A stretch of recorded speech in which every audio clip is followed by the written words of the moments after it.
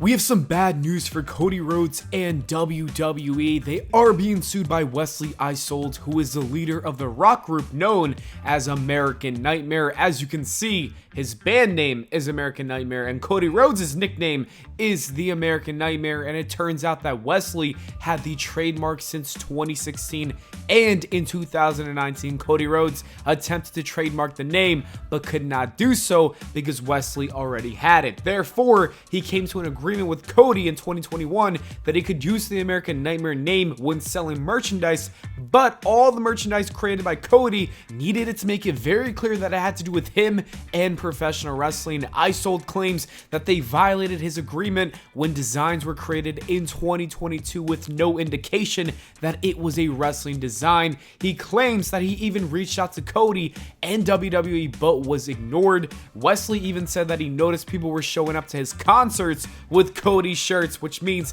that they clearly weren't aware that they were supporting Cody and not his band. Because of this, he sued Cody, WWE, and Fanatics. He's looking to get around $450,000 total dollars for all the damages caused by this issue. And when Cody fans complained about the lawsuit, Eisold tweeted this saying, "Listen, you effing dolts, I already own the name, doesn't matter who you like, they licensed it from me, and then they violated the agreements." And that sums up the entire lawsuit. In the end, I predict that WWE is going to pay a certain amount to maybe settle this issue, or I could see them purchasing the trademark from him as well. If not that, they'll find a loophole to win this case, maybe saying they got the logo on the shirt. I don't know, but it will be interesting to see what happens. The worst scenario is Cody losing his nickname. Let's hope that does not happen. We'll see what happens, and I will make sure to update you guys in the future. But staying on the topic of Cody Rhodes, there's a story from Worked Wrestling that says WWE is planning to have a title rematch between Cody and Solo for the debut episode of SmackDown on the USA Network next week. This is a great idea. The last time these two faced off, it was at SummerSlam, and it clearly did not have a clean ending, so booking this to take place on a SmackDown is a much better idea than having them run it back at maybe a pay-per-view like Bad Blood. I'm excited to see this match take place, especially on a SmackDown. Cody is definitely retaining, and I feel like for some strange reason that Jimmy Uso is going to return next week at SmackDown to save Cody or help him out. I don't know. I just got a feeling that's going to happen. In other news, Netflix released a trailer for the new Vince McMahon documentary, and I've got to say that it looks incredible. It looks like we're going to take a look at everything because even Chris Benoit was mentioned in that trailer. This is going to be must-see television, and there's even reports saying that this documentary is going to bury Vince McMahon, and some people within WWE are not happy about that, but at the end of the day, Vince did this himself. As for me, I'm excited, very excited to watch this documentary when it does come out. The other day, Russell Votes tweeted that WWE was returning to NBC when they tweeted this report. WWE is set to announce a live primetime special on NBC in the next few days. While the location remains unknown, sources say that tickets are set to go on sale next Friday. We've heard some internal speculation about a Saturday night in December. This will be WWE's first primetime NBC special since August 2nd, 2008. And then Russell Votes just put out this report today saying this.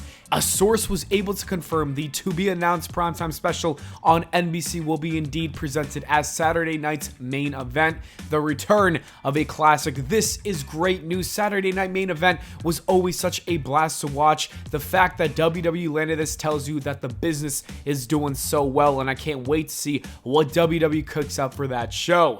And now let's talk about something close to Roman Reigns and Paul Heyman and their interview with Bloomberg. The first question is about WWE and their desire to attract a female audience, and this is what Paul Heyman said. So I'm curious about how you try to reach out to a female audience as well, because according to... Well, take a look at Roman Reigns. Next question. Okay, this is Paul Heyman's real answer. We have in WWE right now what is the equivalent to when the Williams sisters came onto the tennis court. We have the greatest female roster in the history of this industry, and they're not just there for sex and appeal. They are there because the women in WWE right now, number one, are the best. Ronda Rousey came to WWE to display her athletic skills. And while doing it, she got a chance to also display her own persona as a character. But when Ronda Rousey, who is to MMA what the Williams sisters were to tennis, comes to WWE to do that, it speaks volumes of what we're doing. So the women here are not only magnificent athletes, they have acting chops as well. And you won't find it anywhere else. You'll either find great actresses or you'll find great athletes. And here you find the marriage of them both. I would agree with Paul Heyman. The women's roster is so talented. However, I still think WWE needs to slightly book them better. I feel like we saw the peak back in 2016 through 2019, and it seems like WWE could do a better job at making them feel important like they did back in the day when Becky was slapping Triple H and Sasha Banks was main eventing pay-per-views with Charlotte Flair. With that said, the new talent they have looks to be very promising, and Shawn Michaels has been doing a great job at recruiting and developing their characters on NXT. Tiffany Stratton is a perfect example. And now here's Roman talking about how John Cena called him the GOAT of professional wrestling. We can be like, there's 60 people over here that no, Roman Reigns is the GOAT. And then there's like 2 people that, no way, The Undertaker's the greatest of all time. How do you argue with those 2 people who believe in their soul that The Undertaker is the, so that's the weird part of our job, and that's the beauty of it, is it's like where objective and subjective meet. And it can really be whatever you feel it is. And as long as you are connected to whoever product in WWE you're connected to, I think you have a rightful claim over that superstar being the greatest to you of all time. As far as what John said, you know, look, I kind of witnessed and observed his early, reign, if you will, as being WWE's top guy, the face of the company. So nobody knows better than everything that it takes to get to that point and to even be in the conversation. So I guess I'm just going to agree with him. Look, you can make the argument when his career is all over that Roman Reigns could be the GOAT of wrestling. However, I just can't say that right now. We still have names like Undertaker, Stone Cold Steve Austin, Hulk Hogan, Ric Flair, and even Triple H who have done so much for this business. I'd like to also say that with his part-time schedule, I don't know if he will end up being the GOAT. There's a good chance that it loses that opportunity to truly be the best of all time.